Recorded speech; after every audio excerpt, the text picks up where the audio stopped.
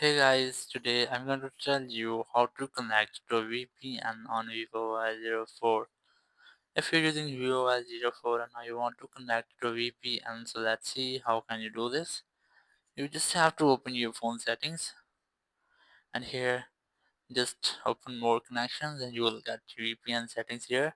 Here you will get all VPNs you have. I have only one. If you have any VPN, you can easily add it from here. Here you can easily enter the details like name and other details of VPN. Just tap on save. But if you won't have any VPN, you just have to go back, go to Play Store app, and here just go for search and search for VPN. Just search for it, and you will get a lot of VPN. You just have to select one of them which you want to install. As I have already installed this one, after installation you just have to open and here just wait for its loading.